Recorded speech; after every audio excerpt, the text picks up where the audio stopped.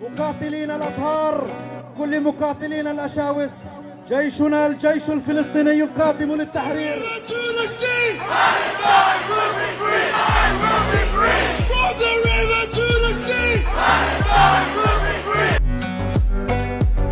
Halo Bang Bro, konflik yang terjadi antara Palestina dan Israel masih belum selesai.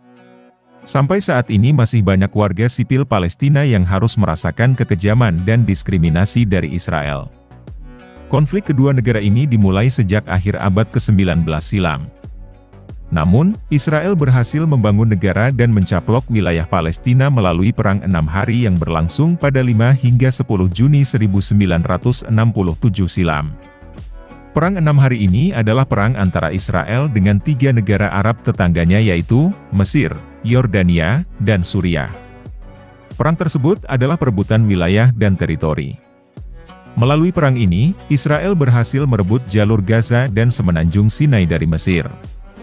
Israel juga merebut wilayah tepi barat termasuk Yerusalem Timur dari Yordania dan dataran tinggi Golan dari Suriah. Namun, selama ini konflik yang terjadi antara Israel dan Palestina dinilai bahwa akar masalahnya adalah agama. Jika betul, mengapa negara-negara Arab yang mayoritas menganut agama Islam terkesan tidak melakukan perlawanan terhadap Israel? Jawaban atas pertanyaan itu cukup beragam. Negara Arab sendiri diketahui belum bisa bersatu dan terbagi dalam beberapa bagian sehingga tak muncul kesepakatan konkret untuk membantu Palestina dalam menghadapi serangan Israel belakangan ini. Sebagian negara Arab menilai bahwa serangan kepada Israel untuk membantu Palestina akan memperburuk keadaan saat ini. Namun, ada alasan lain yang simpang siur yaitu takut akan kekuatan sekutu Israel, yaitu Amerika Serikat. Padahal negara-negara Arab tersebut menyatakan membela Palestina. Sebagai contoh, Mesir dan Yordania dengan tegas menolak memberikan tempat berlindung bagi warga Palestina. Presiden Mesir Abdel Fattah el-Sisi mengatakan perang yang dikobarkan Israel tidak hanya ditujukan untuk melawan Hamas. Menurutnya perang itu juga ditujukan untuk mendesak warga sipil Palestina berpindah ke Mesir. El-Sisi mengklaim berpindahnya warga sipil itu bisa mengganggu perdamaian di kawasan Timur Tengah.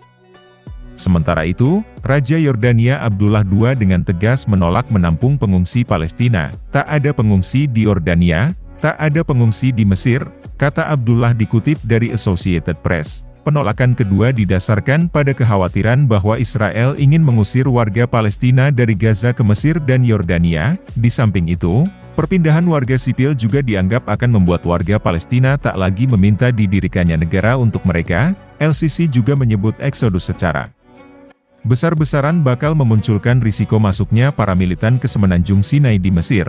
Apabila para militan itu melancarkan serangan dari Sinai, perjanjian damai antara Mesir dan Israel yang sudah berlaku selama 40 tahun bisa hancur. Pada tahun 1967 ketika Israel berperang melawan negara-negara Arab, Israel menduduki tepi barat dan jalur Gaza. Hal ini membuat lebih dari 300.000 warga Palestina mengungsi.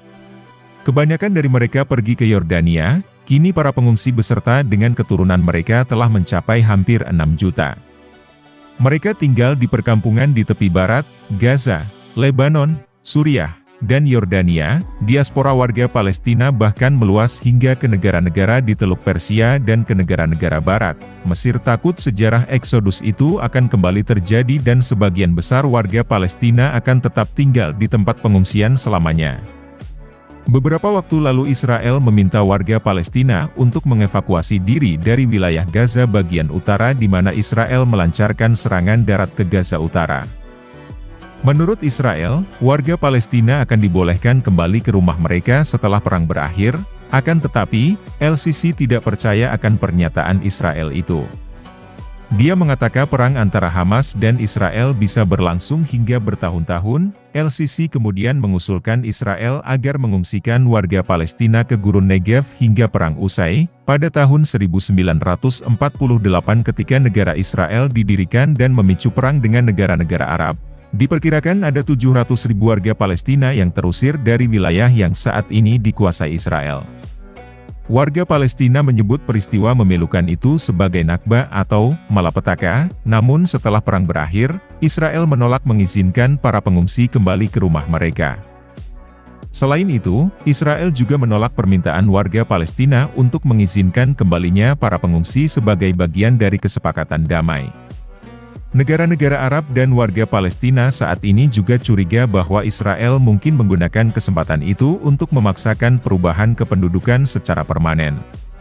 Ada pula kecurigaan bahwa Israel ingin membuat warga Palestina berhenti meminta didirikannya negara di Gaza, tepi barat, dan Yerusalem bagian timur. Semua sejarah yang merujuk kepada fakta bahwa ketika warga Palestina dipaksa meninggalkan wilayah mereka, mereka tidak diizinkan kembali, kata H.A. Hellier, seorang pakar di Carnegie Endowment for International PAC. Hellier mengatakan Mesir tak ingin terlibat dalam pembersihan etnis di Gaza. Diketahui, negara-negara Arab mulai menormalisasi hubungan diplomatik dengan Israel sejak beberapa tahun belakangan.